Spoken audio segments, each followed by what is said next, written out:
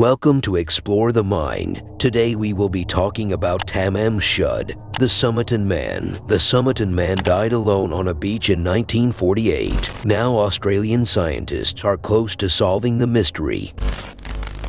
The children know the man whose portrait hangs above their playroom door as Mr. S. or Mr. Somerton. His real name remains a mystery more than 70 years after he was found dead in a smart brown suit on an Australian beach, a half-smoked cigarette resting on his collar. The kids assume he's a distant relative, but he could just be a stranger whose story has fascinated their father for more than a decade. University of Adelaide professor Derek Abbott first heard about the Somerton Man in 1995 and has spent several years campaigning for his body to be exhumed so scientists can analyze his DNA to determine his identity. The exhumation finally happened last month in the city's West Terrace Cemetery, where the Somerton Man was buried in 1949 under a headstone marked the Unknown Man. At the gravesite, South Australia Police Detective Superintendent Des Bray told reporters the exhumation was about much more than closing the file on one of Australia's most intriguing cases. It's important for everybody to remember the Somerton Man is not just a curiosity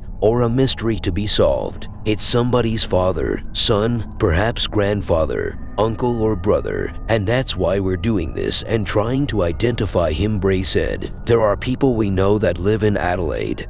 They believe they may be related, he said, and they deserve to have a definitive answer. Those people include Abbott's wife, Rachel Egan, who he met after sending her a letter to explain why he thought she may be the Somerton Man's granddaughter. After a single dinner dominated by talk of death and DNA, the pair decided to marry. They now have 3 children, a girl aged 8 and twins aged 6, and they are waiting to find out Mr. S's true identity. Whether he's related to one of us or not, we've kind of adopted him into our family. Anyway, because it's him that has brought us together, said Abbott. His cause of death isn't really what is of interest anymore. Who was he, and can we give him his name back? The man was found lying on his back in the sand, his head and shoulders propped up against the seawall on Somerton Beach in Adelaide's southwest on December 1, 1948. He was smartly dressed with freshly polished shoes and looked out of place on a beach where the city's early risers were starting their day with a walk. 2 apprentice jockeys stumbled upon the body,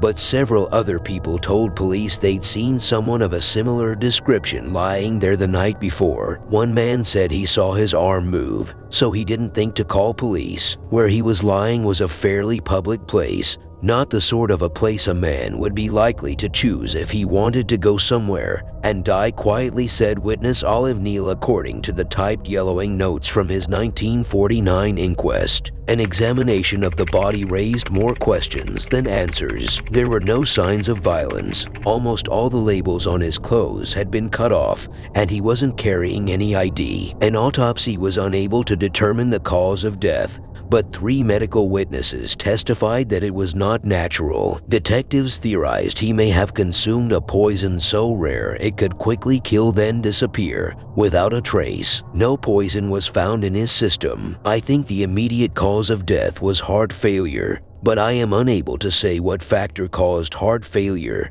said Robert Cowan, a government chemical analyst who examined samples taken from the body. The Somerton Man was well built, about 40 to 50 years old, 5 feet, 11 inches tall, with gray-blue eyes and gingery brown hair that was graying at the sides. Pathologist John Cleland noted many people who find their way to the morgue have toenails which are dirty and unattended to. His were clean. His calf muscles were particularly pronounced, said Paul Lawson, a taxidermist who was asked to embalm the body. His feet were rather striking features, suggesting he had been in the habit of wearing high-heeled and pointed shoes, Lawson said. His calf muscle was high and well developed, such as found in women. Some suggested he may have been a dancer, a black market trader, a sailor, or even a spy. The deceased to me looked like a European. I would say he looked very much like a Britisher, Cleland told the inquest. His hair was brushed back from the forward,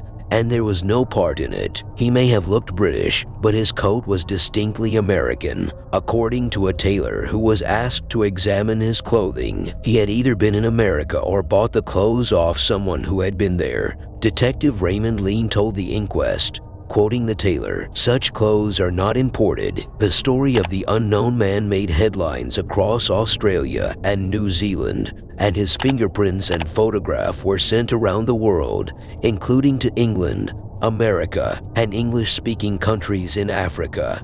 His inquest heard a letter dated January 1949, signed by FBI Director John Edgar Hoover, confirmed the U.S. had found no match for his fingerprints in its files. A number of people came forward to claim the body, but none of their stories withstood scrutiny. For example, one man claimed he was a pipe-smoking laborer by the name of McLean, but police said his hands were too smooth to belong to a laborer, and there was no evidence he had ever smoked a pipe. The man's body was embalmed to give police more time to identify him, and a plaster cast or death mask was made of his face as a physical reminder of who he was. With no more leads to pursue, detectives released the body for burial in June 1949. Before the Somerton Man was buried, the investigation had turned up many clues, which all led to dead ends. For example, tickets were found on his body suggesting that the day before he died he had taken the train to Adelaide railway station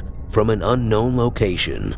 Before checking a suitcase into the station's luggage room, he bought a train ticket to Henley Beach, near Somerton Beach, but didn't use it and instead made his way to the beach by bus. Police found his suitcase at the train station. It contained the same distinctive orange thread that had been used to repair his trousers. Nothing in the bag supplied them with a name. Then, in April, came a breakthrough. Cleland, the pathologist, re-examined his clothes and found a hidden fob pocket containing a rolled-up piece of paper printed with the words Tamam Shud, meaning the end or finished in Persian. Those are the final words of the poem The Rubaiyat by 11th century Iranian polymath Omar Khayyam, and had been torn from a book later handed into police. An unnamed man said he found it discarded in his car on November 30th, the day before the Somerton Man's death. He had no further information to give police. Detective Leonard Brown explained to the inquest the poem itself simply means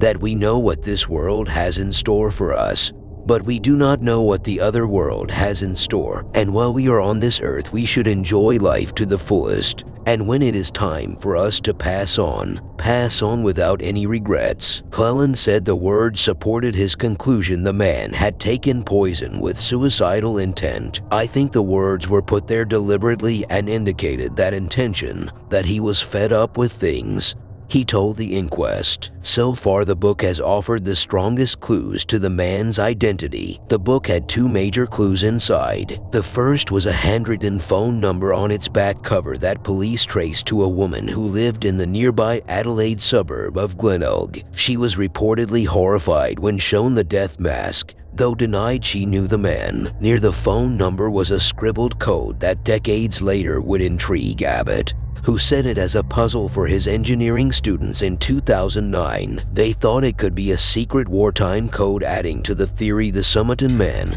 was a spy. However, their investigations led nowhere. Abbott and his students analyzed the letters and decided it lacked the sophistication of a wartime code. It was more likely the first letters of a series of English words, for example, a list of places the Somerton Man had visited or horses he had placed bets on, Abbott said. After drawing a blank on the code, Abbott, like the police, traced the phone number to the woman who once owned it, but Joe Thompson too had died. Abbott then tracked down her son, Robin Thompson, a dancer with the Australian Ballet Company. He was also deceased, so Abbott looked for anyone related to him. He found Thompson's daughter, Rachel Egan, now Abbott's wife. Egan was adopted at a young age and wasn't aware of her potential link to the Somerton Man. One of Abbott's theories is that the Somerton Man is Robin's father, but his mother told police she didn't recognize his face because she had met somebody else and didn't want to complicate matters. Tests of Egan's DNA against genetic material extracted from strands of hair found trapped in the plaster of the Somerton Man's death mask have been inconclusive. Before that DNA test, Egan thought the two could have been related. Now she's not sure. They have an incomplete DNA sequence from Mr. S. It's very incomplete. I would have thought, though, that there might have been some sort of match there, and to date, there hasn't been, she said. The remains are now in the Forensic Science SAW lab in Adelaide, where scientists are determining the best way to analyze them. Lindsay Wilson-Wilder, director of Forensic Science SAW, said the process had been complicated by the length of time the remains had spent in the ground and the embalming process. Embalming chemicals are designed to preserve remains, but they do that by breaking down the protein inside the body so that there's nothing available for bacteria to consume. It does have a very detrimental effect in degrading the DNA, she said. DNA was first used to solve a crime in the United Kingdom in 1980s,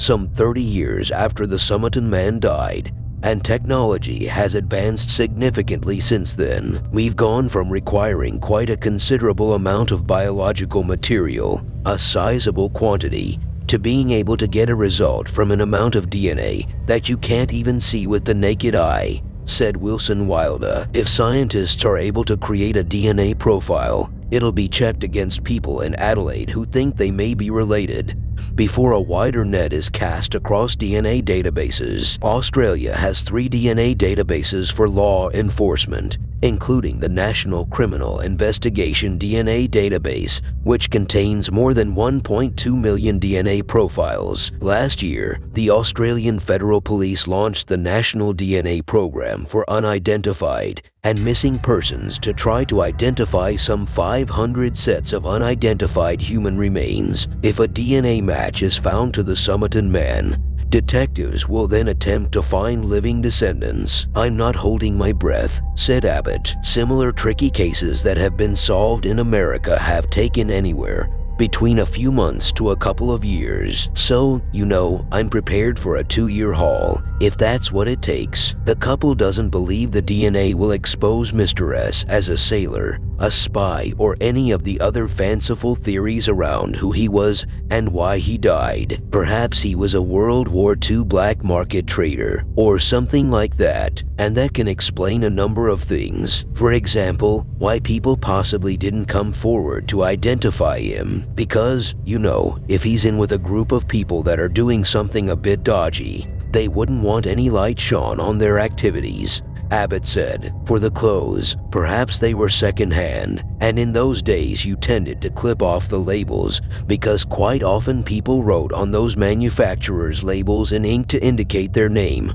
or something. Egan has already decided to move the painting from the playroom into Abbott's office, where it will stay as a reminder of the mystery that brought them together. She doesn't need him looking over them each day. Scientists could soon find he has no genetic link at all to the family. Egan says, even then, Mr. S will remain an important part of their family folklore, a story for the children to share when they grow up about how their parents met. The family has also discussed the possibility that science could reveal something they don't want to know. What if he was somebody who wasn't nice? Egan asked. At the moment we feel very protective towards him. That positive spin could well change if we find out that Mr. S was not a savory person. Though, she said that would give them a new mystery to solve. Going back to 1948, times were very different.